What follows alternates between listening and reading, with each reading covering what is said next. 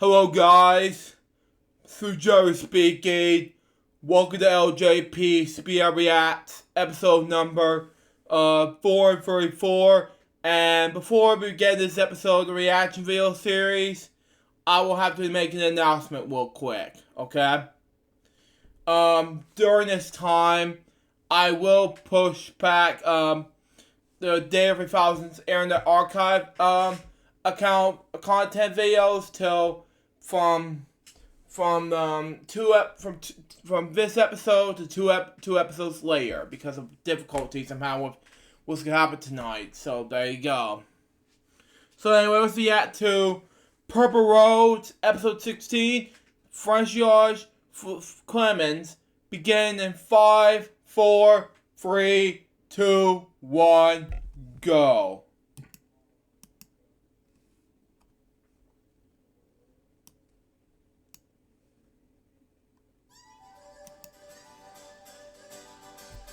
I'm Carrie Stinson, and my journey through life has been quite an adventure. Wow. For over 20 years, I played Barney the Dinosaur on tour, and 7 seasons of the hugely popular TV show, Barney and Friends. Now, my journey is to bring together friends and guests from all over the entertainment world for inspiring and at times amusing behind-the-scenes conversation.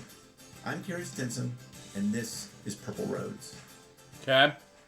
Welcome to another Purple Roads. I am so excited you're here. We've got such a special guest today. I am so excited to get into this wonderful conversation. I real quickly want to thank our sponsor, Infusion HF70 Plus, for sponsoring and being with us here on Purple Roads. So without taking any more break, I'm so excited I can't stand it. We have Francois Clemens here today from Mr. Rogers' Neighborhood. How are you, Francois? Wow. Well, I am just fine. It's getting warmer up here. I love spring when the flowers show you, at least they turn green. So I love it up here in Vermont. I've been able to go outside and walk now. The snow is all gone. And, I'm not one of those guys who go skiing and cross country and climbing rocks and all that stuff. So I like it when it's the regular sidewalk you can walk. And I love it up here. I have lots of friends. I just am sorry everybody left, so I'm all alone, practically, except for my neighbors, Well, you're here with me today, and I'm so excited about that. So I want to get, there's so much to talk about with you. I want to get into a little bit before Mr. Rogers. What were you doing beforehand? What was your career leading into your days with Mr. Rogers? Well, you have to remember, I was pretty young. When Wow. I met Mr. Rogers, I was 24. Okay. So I was still in college. I went to Oberlin, then I went to grad school, and I met him during my first year of grad school. Wow. So, in my opinion, I was working on a career. I certainly had shown that I could sing Right. opera by winning a couple of contests. I've been encouraged by members of my school committee at college. I sung with several choirs. Wow. So singing was something that I did from probably the time I came out of my mother's womb, I always say. Wow. You know what I mean? Because I've never not sung. So my great-grandmother sang, my grandmother sang, and my mother definitely sang. And I used to imitate them when I was a child around the house. If they were sweeping or mopping or ironing, whatever duties they were doing, washing dishes or washing, I imitated them and I sang. So Wow. it became very, very natural for me. And I was encouraged by my aunts and uncles and cousins by the dozens. And When did you get into singing opera? Well, that's the irony of it. I've always done opera because I used to imitate Mario Lanza, those great Wow. tenors that you hear on, what was it, Telephone Hour and a couple of television programs where I heard, and a social worker heard me sing when I was like in 10th grade, I think, and she said, "Do you want to study and really do something with your voice?" And I said, "Yes, of course, I'd love to." And it was a little back and forth there because I also wanted to play piano. Okay. And Wow. I could read music, but I couldn't really deliver. So she and my mother put their heads together and they decided that I should study voice. Wow. So I've been singing opera since then. I started out listening to Jussi Björling, the great Italian singers are great of Italian opera. He was not Italian. And of course, the great Caruso. I simply loved that sound, and I could reproduce it without, it was not effortful. I just opened my mouth and I started singing, and that's what came out. I Wow. started singing some of the lyric tenor parts from the opera, from La Traviata, from Elixir of Love. There were certain ones that just seemed to be perfect for my young voice. And I'm very happy I had the teacher that I had, because he was a tenor also. So he could hear in my voice what was in his voice. And he encouraged me to continue to work on this repertoire. Wow. I loved it right from the beginning. So I sang parts of Carmen, which were a little heavy for me. I never did it with orchestra, and I wouldn't do it with orchestra. But as a young person learning to sing in French and with an accompaniment, I did very well. In fact, a lot of the repertoire I could do very well with a piano or only with orchestra in concert. I did not have an extensive stage career in opera, maybe about 12, 13 years. And then my career moved steadily towards art songs and American Negro spirituals. It seems I had a real gift for the drama, the dramatic on stage. One person expressing one feeling or whatever, one character in a song, and then another song and another song. I loved doing that. And my teacher encouraged me, because it seems as though I showed up. Right. I can use that phrase. Sure. When I was singing a song, something happened, she said to me, that was pretty interesting and pretty decent. So she really, really encouraged me to follow this leading that I like to sing song literature. The other thing is I love the poetry. It's really, many times, Langston Hughes or some of the romantic, poets, Keats, Shelley. I love that it's frequently high-class poetry. I guess the other thing was, in our country, a black tenor, I'm a lyric tenor, Okay. and a black tenor has a lot of problems in the opera houses, because we still have a lot of racism, a lot of prejudice, and so people didn't necessarily want to hire me to do a romantic lead opposite a lovely white soprano or alto mezzo soprano. And it was silly, because the singers never felt that way, and I've never heard an audience member say that.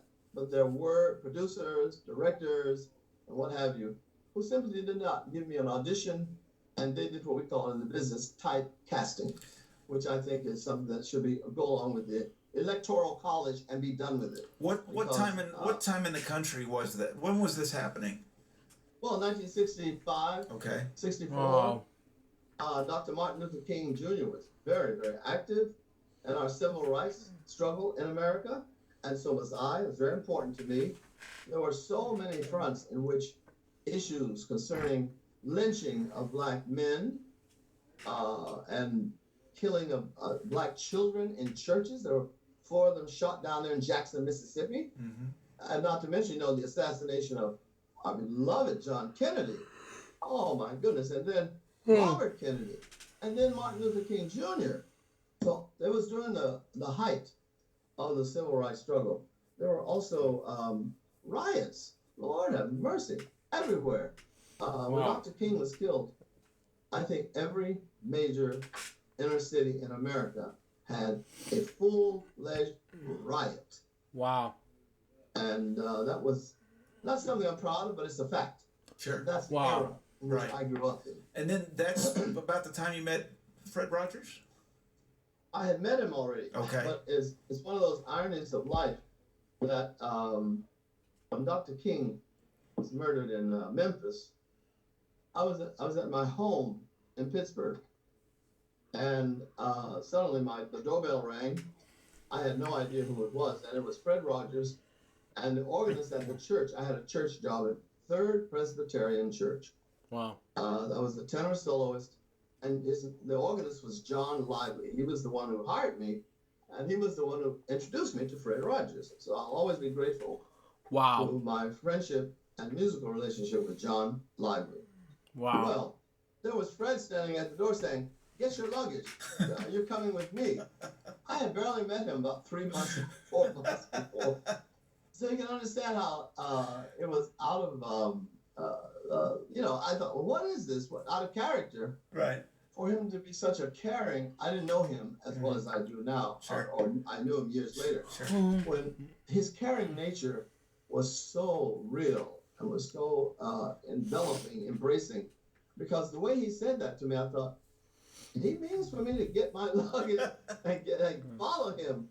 And, because my inclination was, well, why should I? I live here. Right. I'm at home. Well, I lived about 4 or 5 blocks from this part of, they call it the Hill District in Pittsburgh. Sure. And I mean, you could see the smoke. If you went outside of my house and went upstairs to the roof, you could look down there and you could see the smoke where they were burning buildings and businesses. It was very, very sad because, when stuff like that happens, it touches all of us. But Sure. it's almost like what I call a kind of political suicide. You're striking out at your own family, your own businesses, moms and pops who has struggled and worked very hard. Sometimes they have a little bodega or a little flower shop or a little, shoe repair, cleaners to go to in the community. They had stayed in that community. And here they were, everybody was suffering when Dr. King was assassinated. Wow. But burning the buildings because you were angry, to me, made no sense whatsoever. Wow. So he comes and gets you so did you pack your bags and go? Oh, I certainly did. I packed them. And I stayed with him for about 3 weeks. Wow. Because there was lots of activity. That night you could hear gunshots going off. I don't think I realized how serious the danger was. Wow. Being new, I'd never been in a situation like that in my life. And so it was very threatening, but at the same time, I was a little naive because we read about it in the newspaper, and they had tanks going up and down the street of the Hill District, and the police were there arresting people and putting the fire department. It was a major community event. Wow. I'll call it that. And then after that, they had to have a whole series of discussions and civil rights issues with, the NAACP. Sure. Some of the local ministers got involved. I remember Dr. Green was his last name. He was one of the black ministers who had gone to the same seminary where Fred had gone, and they were friends. They knew each other. Well, this Dr. Green took a leadership role in helping the community to get reconciled. Because when you have situations like that, a lot of the problems that were festering come out into the open. And there were issues of police brutality at that time, and issues of a certain kind of segregation. There was redlining being done by the real estate people. In fact, that's how I had my apartment in that area. It's called Shenley Heights in Pittsburgh. Okay. Wow. And I couldn't get an apartment down close to Carnegie Mellon.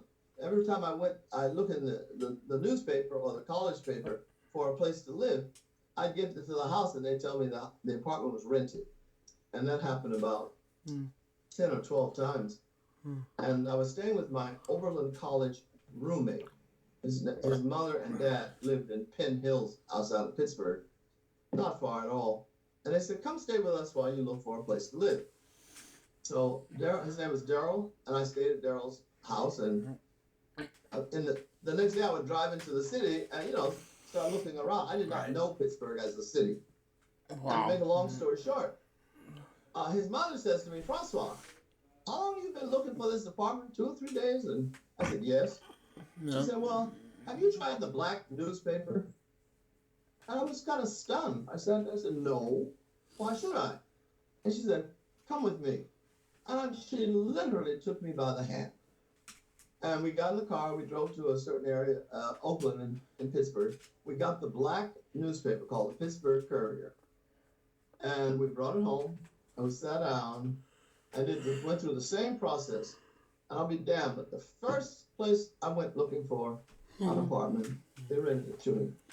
And then we had one of those real soulful conversations about how real life is and the issues that a black man like myself will have to deal with. I'm going to Carnegie Mellon University, in fact, on a full scholarship, Wow. but I couldn't live in the neighborhood because the real estate agents discriminated against black people. With all that going on, because I know when you got in with Mr. Rogers, was it his idea to make you a police officer? Mm. 'Cause I think that's a fascinating story. It's a totally his idea. It made me very, very, very unhappy. It shocked me when he first mentioned and brought the subject up, because I had such a different idea of what policemen did because of the reality of what I grew up like in Youngstown, Ohio, in the ghetto. Sure. Okay. And they were very abusive. They took advantage. There are a lot of things that, if you want the details, they're in my book. You know, I just finished a memoir that's going to be published on May 5th. Wow. I'll be down in New York in case anybody wants to come down and see. Well, we definitely Anyway, want him to come see you, and we will put the links to it. We will help you get that book out, guys. Oh, I want wow. to read it. I think that'll be fascinating. Yeah, it's something I can do in the book review some other time. Continue on. Thank you. Anyway, I talk about that in the book. I try to give a little bit more insight into what kind of a position I felt I had been placed in. But this is a great opportunity to be to have this opportunity to learn so much around this man who was proving to be a real shaker, you know, in the Pittsburgh scene. Everybody knew him. They didn't know about the program yet because it was so new, brand new. But they knew about Fred and knew about some of his ideas. He had spoken to some friends and some people at the Pittsburgh Theological Seminary. Wow. So I tried to share with him what a profoundly repugnant idea it was for me to put on a policeman's uniform. And Wow. I just didn't see myself making that kind of an adjustment. I felt that I was very happy. I could sing on the show. I said, well, come on. I am a singer, and I have a bachelor's degree. I'm going to get a master's. Why can't I be Professor Clemens or something like that? Right. Architect or a manager of some business or other. I don't know. I named a bunch of things that I thought were what I call respectable. Sure. And he started talking to me about helpers. Wow. I'll never forget how that word really made an impact. Helpers. And he said, you know, when young children are lost or when they're separated from their parents or they're hurt, the first thing they do is look around for somebody, you know, they're helpless, to help them. And he said, I tend to think of policemen as a helper. And he said, you know, there are probably lots and lots of people in America, particularly black people, who think like you do. But maybe we could show them another humane side of the policeman and show the policeman doing things in the community that are positive, like everybody else. Well, he continued to talk, and he made quite an impression on me, and I like to feel like I'm a helper. That's my personality. So when he mentioned that, he got my attention. And we talked about it. It was a very, I'd say maybe a couple of months, we had these intense conversations about what kind of a role I would be doing on his program. First of all, I was very happy. He asked me to be a regular. The value of being on that program on a regular basis cannot be measured because there I was, 24 years old, living in Pittsburgh, and there were no black actors who appeared regularly on children's television. And I began to get a perspective of what show business was like. And the mountain that I had to climb and other black actors and actresses had to climb, so that to have the opportunity to come on that program as often as it turns out was a great, great, great honor, distinction, impetus to my career. I would say it probably made my career. I built a lot of things around it, but for me, it was a focal. Unlike some of the other characters from my favorite, Betty Aberlin and Mr. McFeely, they were there all the time. Right. And my way of thinking, that was a full-time job open to them, but I don't think that option was open to me.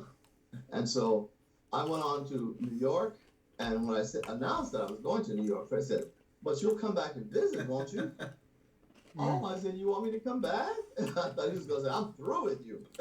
And he said, "Oh, no, we want you to come back." And we sat down, and once again, we had these discussions which helped me to gain a deeper, richer feeling about this friendship, that it wasn't just about doing a job and about money.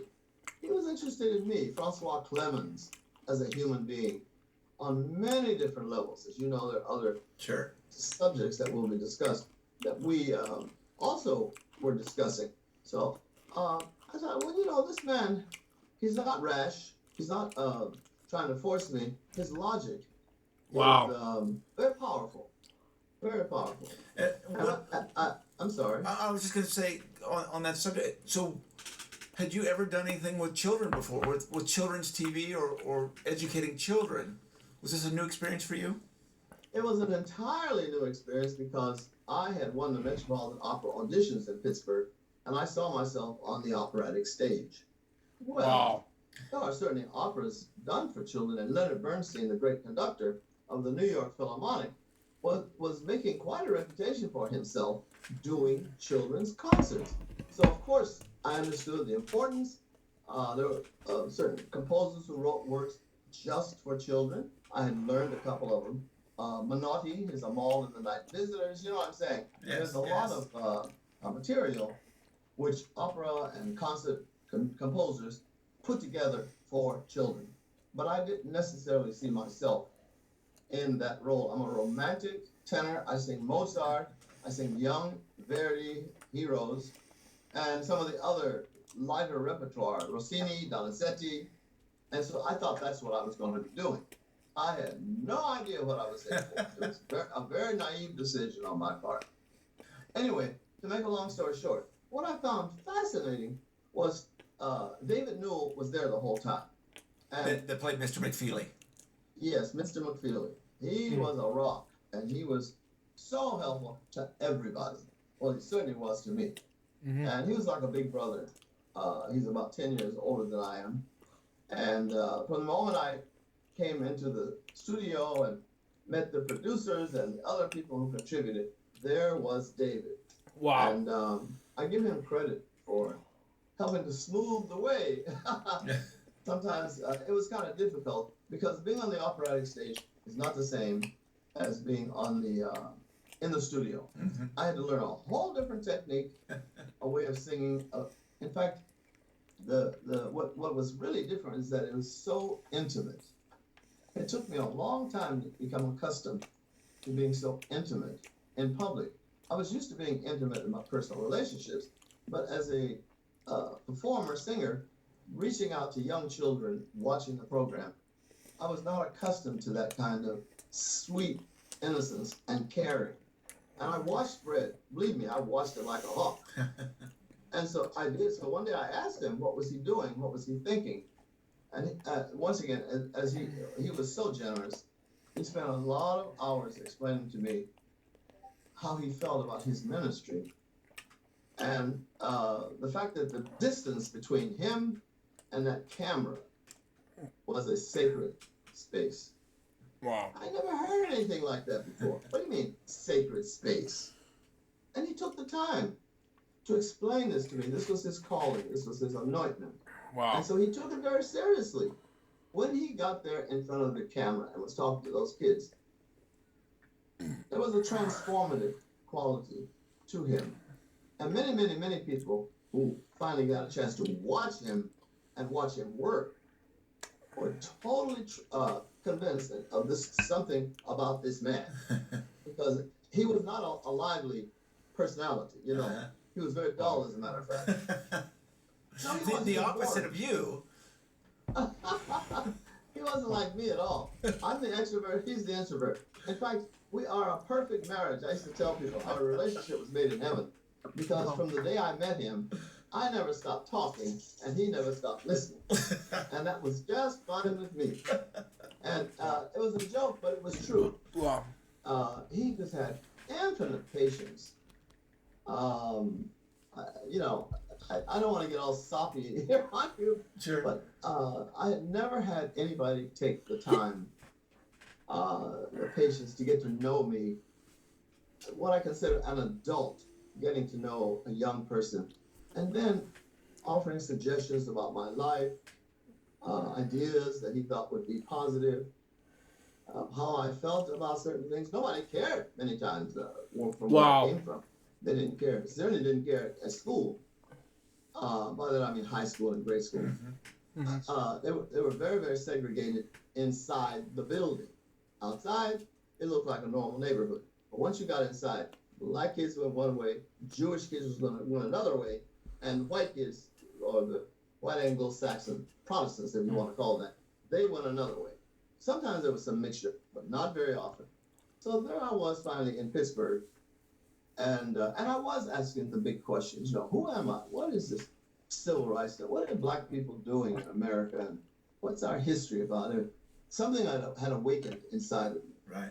And I was finally living in a big city where I could ask certain people, I could research at a big Carnegie library. The University of Pittsburgh was just as important to me as Carnegie Mellon, which is where I was in school. And then I had references like Fred Rogers, who would listen and, in my opinion, give me very, very thoughtful answers to the kinds of questions that I was asking about growing up, going through puberty, dealing with some of the racial issues that I know he never had to deal with. Right. But I had to deal with them very, very often. You know, we talked about those things very openly. Wow. And there were times we were in the studio. I was there to work. And he would come over or something. And he and I would walk a little bit away from the rest of the cast or the lighting guys. They were super guys. I loved working with them. But sometimes their silliness got on my nerves. Wow. I'm a very serious guy because I have a different background and I know poverty and lack in a way that they don't. They were all white and I was black. So there were very different roads that we had traveled, but I adored them and they adored me and I love them. But that silly stuff, I didn't want any parts of it. So I was talking with Fred about some of these things that was bothering me. And in the process, I discovered that he was going to the Pittsburgh Theological Seminary, and he was very good at explaining some of the things and questions that I had about the Bible. Wow. I'm not a traditional Christian. I do not want people to misunderstand. I'm not an atheist, and the best thing I would say is that I'm a Unitarian Universalist, and I believe that God is everywhere, in everything, loves everybody. It's unconditional love. And that's been my motivation. As a matter of fact, Fred was the one who awakened that spirit inside of me by his relationship to me. He was so generous, tirelessly kind and loving. I can't think of any other way to characterize it. And I was getting the real thing, and I appreciated that. This was not a frivolous man. And there I was in the inner circle. I just asked myself, what did you do? Who are you?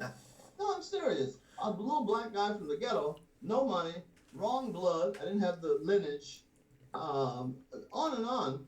But there I was. So I want to talk about the unconditional love because, you know, I learned that through Barney for 20 years that I was on that show. And the importance of unconditional love and the importance for children to understand that. It obviously has affected your whole life. Yes, it affected my entire, still does. And mine too. Spouse, pardon? I said, and mine too. Learning that because I didn't understand that either, and I learned it through that wonderful purple dinosaur, and the importance of unconditional love. What have you found from what you did on that show, teaching unconditional love to the children? Wow. Well, the first thing I find is that the children are not so judgmental. It's their parents or some cousins or some other authority figures. Children give this unconditional love all the time. it is, I think it's a natural part of all of us when we're born. Yes. But then we're born in certain houses and societies and cultures, and they require that we behave in a certain way. If you don't behave a certain way, you're not worthy of being loved. Well, Fred said that's a hogwash, and helped me to understand that God's love is always available to everyone, including Francois. And that was a very important step. You know, I had never had. I write about it in my autobiography because it was so profound to me to have this. He was a white man who had money and status and intelligence and sensitivity. You know, all the good things of life. And there I was, struggling, wondering if I had a right to be here, wondering why was I here. And he embraced me as a surrogate father, and he never ever let go. We talked about everything you could imagine, because as you know, I'm an extrovert. Right. People learn that already. Sure. Yeah. I never shut up. Well, when we called you and got your voice message of you singing, it's one of my. Yeah. You put a smile on everyone's face. Oh my! Thank you so much. I started that as a kind of fun thing, and here I'm in Middlebury at the college. Yeah. So many of my students asked me to do what I do there, answering machine, and I was a little shocked at first, but it's become a thing that I do. At our church, we had an auction. I raised several $1,000s. It surprises me. That's wonderful. People, I just improvise it. Everything when I do I just start singing, and I don't shut up until they say, "Okay, the tape has run out. There's no more room. Shut up." Love it. So I like spontaneity, fun things like that. So I've done about 40 or 50 of I call them my cosmic children. Yeah. Wow. They've asked me to do their sound machine, and I like doing that. Oh, it's wonderful. So I want to ask you, when did you realize the positive effect you were having on children for being on that show? I watched you as a kid, and you brought a lot of joy to my life. When did you realize the effect you were having to children?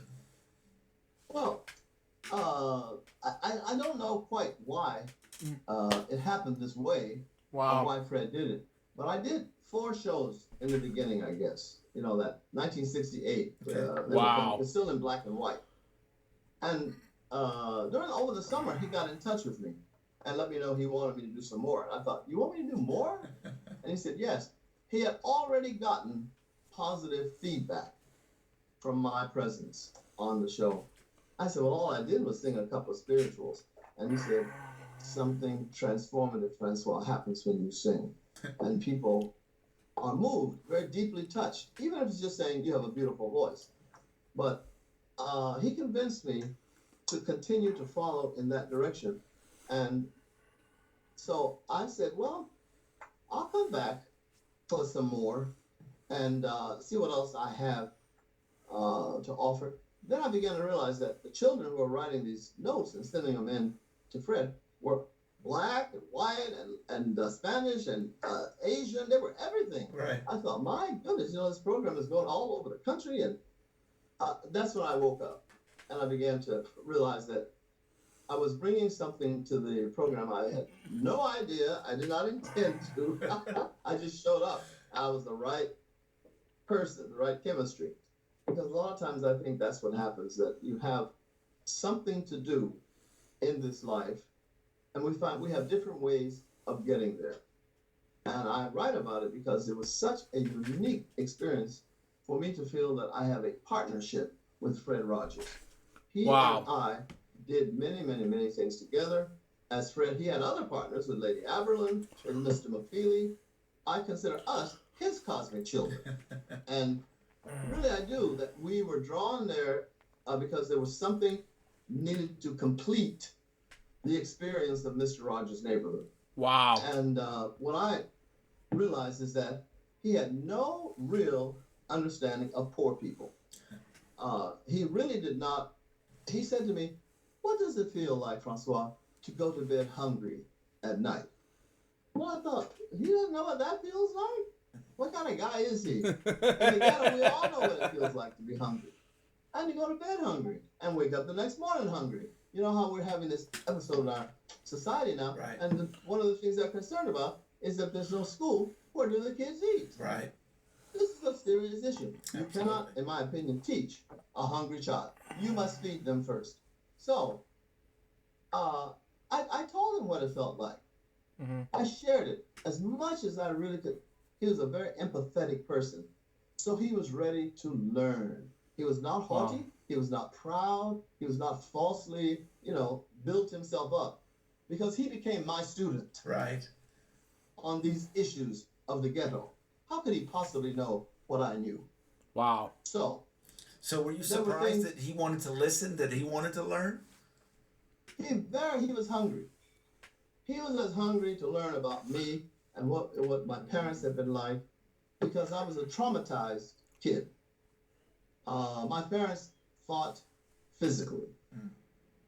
It was the worst nightmare you could ever imagine. Oh, And I didn't go God. to therapy about it until I was about 24, 25. Fred was one of the ones who said, maybe you should go into therapy, Francois. It's like I had this bleeding gash in my back that was constantly allowing the vital need to escape. And he said, there are issues that you've had as a child that you have not resolved. You should sit down and talk to someone professional about. I said, what? I grew up and you went to the psychiatrist because you were crazy. But he gave me a very, very different perspective on how you work to heal. And part of it is being aware of what's causing the anger, what's causing the pain. There were deep adult attitudes. So and when I used to speak with him about these issues, he and I would, pull ourselves away so that we could have a very deep conversation about things like washing Peter's feet, the disciples' feet, in that little pool of water. Right. And the prodigal son. We talked about the prodigal son a lot. We also talked about my anointment. I have an anointment also. And he was the one who said to me, you're a minister too. I said, well, I'm not going to seminary. I had had enough of school. And Wow. in my opinion, that kind of commitment and involvement meant going up into the pulpit and preaching a sermon, which I didn't want any parts of that either. Now, I don't Wow. mind lecturing like you hear me now. I'm Right. going into my soliloquy here. Sure. And I can I love it. I find it fascinating. But I don't see myself as a preacher. What I did that day, by the way, was I really met him on Good Friday. I did Wow. a concert at Third Presbyterian Church with the organist Okay. where I sang, and he never said a mumbling word, not a word, not a word. And he never said a mumbling word. So we did all of the stations of the cross, you call them. Mm-hmm. And the preacher would speak a phrase or a couple of verses from the Bible, and then I would sing something comparable to those. And we chose the passages. Tell me where to find him. It's about when he's escaped Mayfield from the tomb, and they come and the tomb is empty. I consider that a very deep personal experience, and so these spirituals are expressing also the loneliness, the deep sense of abandonment of the slave and of my people. So I have a sense of this loss, of this deep longing, and something that was very important and central to you is suddenly gone. And were you there when they crucified my Lord? Were you there when they crucified my Lord? Oh, oh,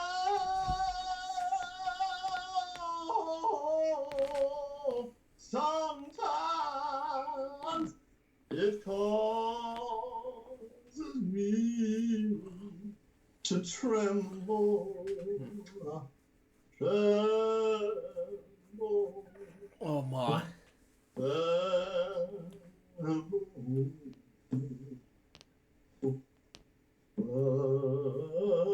Were you there, oh Lord, when they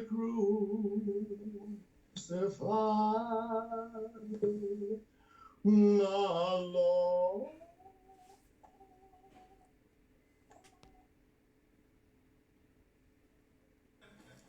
You're bringing a tear to my eye, Francois. It's just so beautiful. Thank you. That's what I did that day, and it meant that it meant a lot to me. And so when it was finished, he came up to me and he said, "Francois." Oh, they introduced us, of course. Mm-hmm. Yes. He said, "I've never been so touched by a Good Friday service like this. Where did you get this idea?" And I said, "Oh, I've been thinking about it for a while. I knew the spirituals, and I knew that it would just take the right church and building, right support, in order to present it. And because as soon as I presented the idea to the organist, my goodness, he thought it was the greatest idea since sliced bread, as they say. So he and I decided to do that. I have done it now about 25, 30 times, and it's a wonderful, wonderful experience for me personally, because it reflects my own spiritual love for divinity. It's one way that I can give. Yeah. So when did you realize the importance of music for children?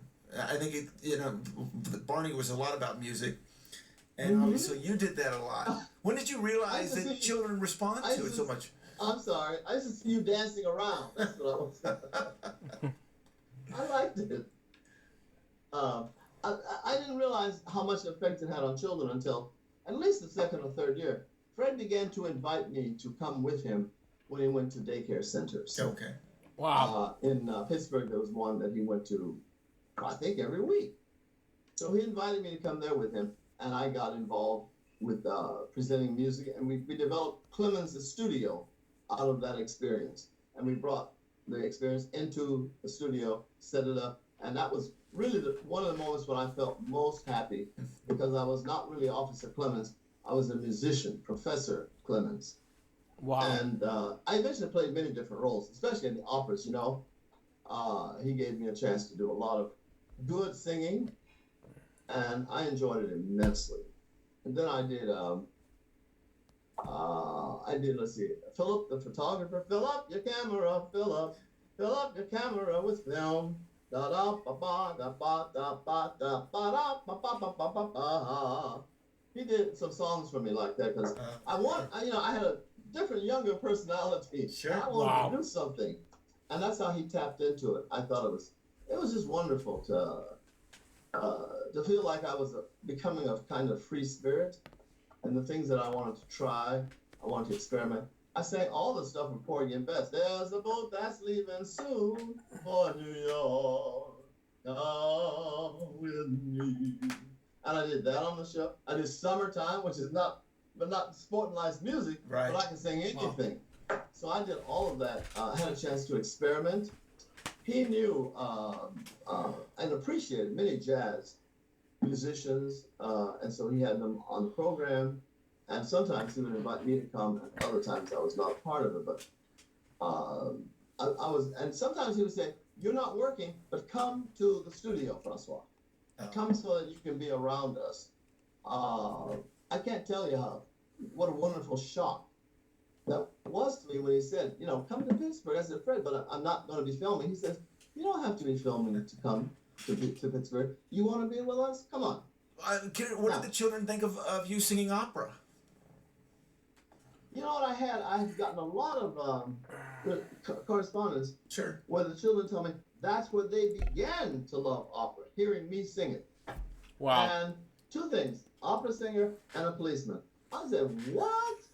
So I get them fairly often now, since Morgan Neville made the great, great documentary, yes. Won't You Be My Neighbor? Yeah, which I saw in theaters. Continue on. I really, really loved working with him. He was so sensitive And he was so, well, here we go again. I had had 2 strokes. And I honestly didn't think I was going to be able to do it. Because the first time he called, he said, "We're out here in Los Angeles and Hollywood. Can you fly out here and film?" And I said, "No." He said, "Oh, we're so sorry. We want to work with you." And he said, "Can we call you back?" I said, "Yeah, call me in a couple of weeks and see how I feel better." And Wow. I had a second stroke. Are you ready? What is this? So to make a long story short, Wow. he said, "We're in Pittsburgh. Can you come here?" I said, "No, I can't." Finally, he said, "How about if we drive up to Vermont and can we film it in your home?" I thought, well, okay, I can throw something on here. I can get dressed, and I can, come here to my home. So that's what they did. They took this big old rental truck, Right. and they put all their stuff on the front porch. I had this wonderful front porch that I had built onto this home, and then they came in and moved all of my furniture. I didn't care really, but it was just interesting to see all this going on around me. So they moved it all until it was in a place where they liked it and felt the lighting was, okay, the sound was this, and then they started filming. And I just simply have to say, again, I have nothing but admiration and praise for Morgan Neville, who I think was not only very sensitive to us, the actors and actresses who had worked on the program, but to the material. He had the right touch. And he was basically telling me that it was because of his children that he decided to pay attention. What are my children watching? What's going on here? So he began to pay attention and watching it from their perspective. He knew about the show, but watching it from their perspective gave him a different perspective and understanding of what Fred was doing. And that flooded over on me too when he came here to my home. He knew, and I mean that he knew how to treat me. A lot of people dealing with Mr. Rogers, they were interested in Mr. Rogers, but they were not interested in me. Very frankly, it was quite a while before my ability as a singer, and then when they saw how Fred behaved with me, some of them took a second look and said, "Oh, who is this man that is with Mr. Rogers?" And there were several things like that happened, and people took a second look, a second judgment, and I began to feel as though they were treating me as a whole person. Francois Clemens was somebody, and not just an appendage who came in and did a few lines and left. All of us contributed to the fullness of that program.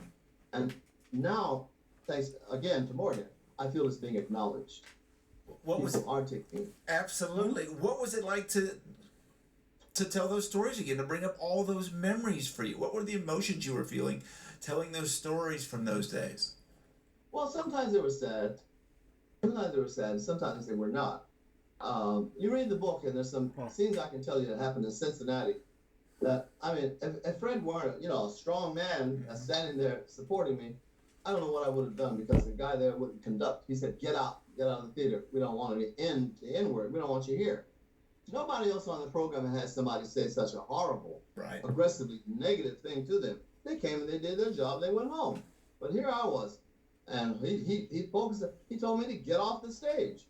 Wow. Well, I was ready to go get my coat and fly back to New York. I said, I've been thrown out of worse places than this. I'm not staying here. Well, then Fred walks in the door, and Justin, what's going on? What's going on? And we managed to tell him, Johnny and Betty and myself and David Newell, tell him the story. Wow. And then Fred insists that we go back upstairs to where the orchestra is. They're literally still on stage. All of this happened while the orchestra was warming up on stage. And traditionally, when we would go out, because of my musical background, I always started the rehearsals. And there was nothing, no gimmick or anything about it. I was just ready. I woke up ready. And my voice. So I usually did my stuff first. And nobody in the group objected whatsoever. But this conductor. So Fred goes upstairs, and of course, the conductor sees Fred, and he's pawing all over. "Oh, Mr. Rogers. Oh, we're so happy." Fred never said a word. He stood there. And after they calmed down and saw that something was wrong. And he simply said to them, This is Francois Clemens. He plays Officer Clemens on our program. He travels with us. He sings. He has a beautiful voice. We love him. Wow. What did you say to him this morning? What did you feel you had to say to Mr. Officer Clemens? Well, the conductor was mortified because he was a racist, essentially. And the idea that Mr. Rogers was reprimanding him because I asked for common courtesy. I didn't want anything special. I had a role to do. Get out of the way and let me do my part. But he wouldn't let the orchestra. He told me to get off of his stage. Well, we stood there, and he stammered and stuttered and said some things. And Fred said, I think you owe him an apology. Really? We do not talk to him like that. And we are not going to get accustomed to it with you. Wow. If you feel you cannot apologize, we understand. No one is going to force you to do what you cannot do. But we are going to pack up our stuff and go home. Wow. Next move is up to you. Wow. Well, he began to grovel, and he carried on. He touched me, and I in his lousy effort to make up for being an absolute brute. And I didn't want him to touch me, but there was Fred saying, here's the peace offering. We must accept however he extends it. I wanted to pop him in his mouth. I'm not. Wow. Fred was the nice one. Right. No, because I had learned how to survive. Sure. It wasn't quite the way he had learned. So there I was, and I said, okay, I accept your apology, but I think you should be very careful in the future how you speak to everybody, not just black people or white people, but any person that you meet. You don't know who they are. Still. And because Fred was there, and the ensemble, the Aberlin, Mr. McKee, they were very, very supportive. Johnny Costa, we moved right on through it, and I tried to put this guy out of my head. That was a very, very powerful negative experience. Mm-hmm. It had its good side, of course. Sure. I ran into stuff like that in the business. There were times I write about it a little bit in the book when PBS, was not always in New York or Chicago or Los Angeles, in these very urban settings where everybody could get it. It was really an educational station on these college campuses.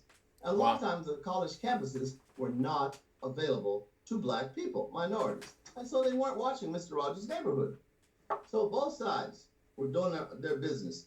And one day I said to Fred, how about if I do a tour around America and share with people what a wonderful, wonderful program I think this is, what a wonderful outreach I think they're doing, and that it's not about color.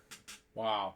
It's really, really about humanity, our relationship to one another, the health of our children. And he said he thought that was a damn good idea. So he said, write me a page, Francois. You just give me a page analysis of what you're doing, what you want to do. And I did. And I went on about a 8-9 month tour of America. People don't know about this. I wrote about it in my book. And I went to black churches, black community centers. I went to daycare centers. I went to concert halls. I sang everywhere. I sang his songs and I sang spirituals. And then I did something that I'm very seldom proud of, a certain kind of cleverness that I have. Okay. But I bought about 5,000 postcards. Wow. And I gave them to those ladies and those guys running those daycare centers. And I said, would you please send this to Mr. Rogers and tell him what a nice time you had, how gracious our experience together, and perhaps even tell him you might watch the show again in the future. Well, they turned that into such a wonderful project. All the kids drew pictures of me and Mr. Rogers and Mr. McFeely. They turned it, the daycare center turned it into such an experience. And they sent the pictures to Fred. And when I would go I said, where are those? Because I'd look at the pictures and there was a black person in the pictures now. Yeah. It was me. Yes, the kids, because I was going to blacks daycare centers, and the teachers were saying, Mr. Clemens is black, Mr. Rogers is white. That's all. So here's a crayon. Here are some crayons we can put together and see if we can draw him as a black person. Wow. The kids Wow. they see color, they just don't see it negatively. Sure. Absolutely. So we got busy, and those postcards, those packets, those 11 by what is it, 9 by 11, 8 by 11 packets began to come into the station with projects that the schools had done all over the country. I think that helped to turn the tide as far as black people being aware of Mr. Rogers and watching the program. We did that 3 years in a row. I had a wonderful accompanist travel with me. And you see, black people frequently are very spontaneous. And the fact that I could sing in church, sing Precious Lord, sing whatever it was, that was going on, they loved that. So Wow. you win the teachers over. Right. And then I could sing all the other songs that were children's songs. And Mr. Rogers songs, of course, all of them. The kids, it was a huge success. So he said, let's do it next year, Francois. Let's get the publicity company that handled it, the promotion, all that stuff, and we did it a second time. And darn it, we had just the most wonderful success, and we finally did it the third time. After that, I felt we had really, really turned a tide in terms of the general public, because we went to every major city: Memphis, Nashville, Knoxville, Atlanta, Birmingham, Montgomery, everywhere. We were going through the same process of trying to get the community to wake up and be aware of what this man was doing. And in my opinion, it was working. Oh, I don't think there's any question. Because you had an effect on me. There's no question about it. I cannot thank you enough for being on this show today. It has been an absolute pleasure for me. And to hear these stories. Thank you very much. I want to ask you, if you don't mind, as we finish off today, could you sing a little bit, sing us off today? Wow. With your favorite song from the show. I don't mind, first of all, singing something from the show. What I want to say was, one of the issues that I've been traveling around the country discussing is the fact that I was an openly gay person. It took a while for that to come out. Because Fred Rogers asked me not to come out publicly because he didn't feel the promoters like Heinz 57 and Johnson & Johnson and some of the companies would support an openly gay person on a children's television program. Yeah. I didn't have to change. I just could not be openly gay. By that, having a relationship or saying certain things. And I respected that and I honored it. And so for 20 to 25 years, I never, ever let on. I kept a low profile publicly so that I didn't want people to have something for their scandal sheets or to be cheap. First of all, because who I am, and secondly, because what the program was about. Sure. It wasn't about something cheap like that. Wow. And I didn't want any hint of scandal. So I just simply put that away for some 20-something years. And once again, I do write about that in my book, because the thing that I probably miss most about my youth growing up in Youngstown, I was born in the South, is that I didn't have what I would consider a role model. Wow. A healthy, good role model. And that's what I propose to the kids as I travel. Not to tell someone you should be this or you should not be that. Simply that I'm here. I happen to be a gay person.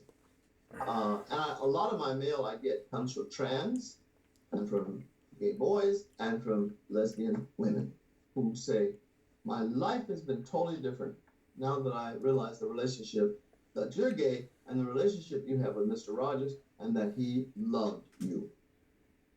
I'm so glad that you brought that up, because it really is important. Our audience, we have a lot of our audience is younger. And they don't understand that, because back in that time, you didn't talk about it. These days, we can talk about it, but we didn't. And so I'm so glad you mentioned that.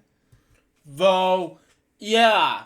And it depends on how much time we're going to get Freddie Mercury, for example, who's gay at the time, and he's bisexual, and though he was the lead singer of Queen and died from AIDS in 1991. So, and he did the same thing as Francis did. So in trance. So, but that's just me. Continue on. Well, I just thought it would be an important thing for people to know about me because it is who I am. Sure. And I'm very comfortable that's who I am. I've grown and I've changed, and I'm very grateful that I'm still alive while I can be myself. It was not easy, so to speak, being in the closet. Wow. All those years. So I consider it a sacrifice, but it was well worth it. When I read about some of the other great musicians and artists and painters and dancers and directors who had to stay in the closet, I feel very sad for us because it means you don't have a certain kind of fulfilled life. Right, you can't be yourself. No, you cannot. And they're asking you to make almost an ultimate sacrifice. It's a real challenge. Well, by the way, I just in almost all of the reviews that talk about the book, they add that element. There was one just came out yesterday about in one of the gay publications, National, yes, where they were saying how well it's handled and it's honest, and they're glad, they're very happy. And so many people where I go say, let's talk about that, please. We've been wanting to discuss that. I've also done Skype for Florida, for Texas, for Ohio. Where else? A number of places where I've actually had class right here in my office. Oh, that's one. If you watch this, Kane, this is for you. Continue on. Wonderful. Well, we will put the link out so that everyone can go find your book, and I'm going to go get it and read it. I can't wait. Though I'm just looking forward till I do a book review about it coming soon. Continue on. To read your book. So if you don't mind, do you mind singing us out today? No. It's let's see. You wanted a Mr. Rogers song. Yes, just for my. Before you came, I practiced a spiritual. Well, we can do the spiritual also. I just love listening to your voice. Oh, I feel nice.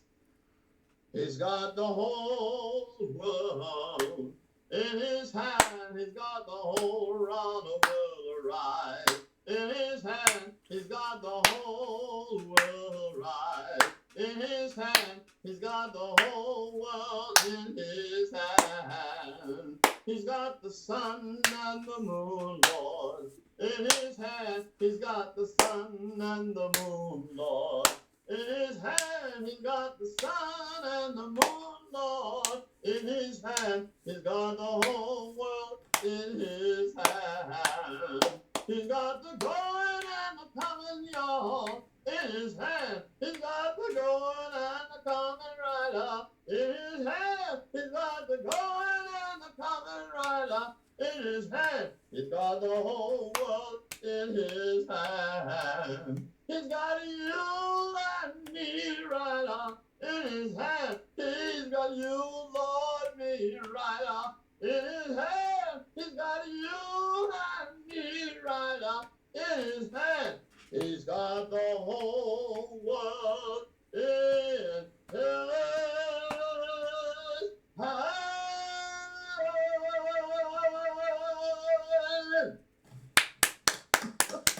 What an absolute pleasure.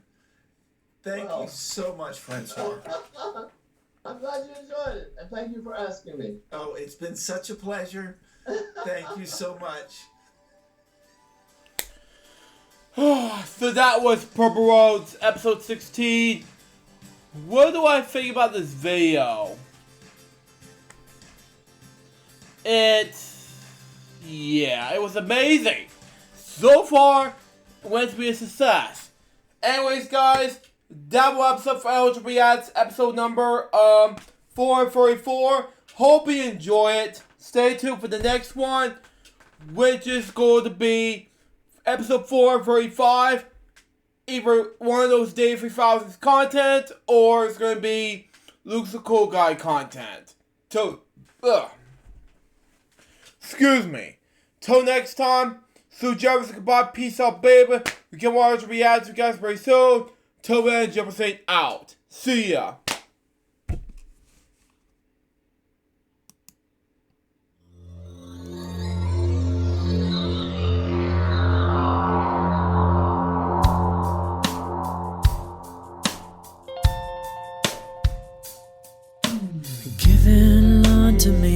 this life I'll never take for granted.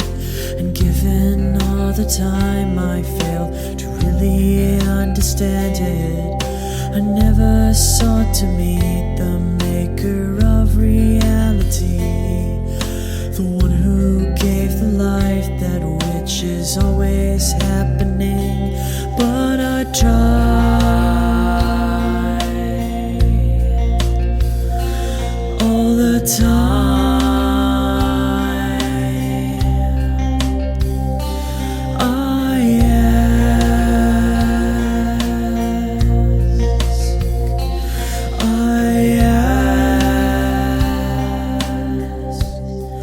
Why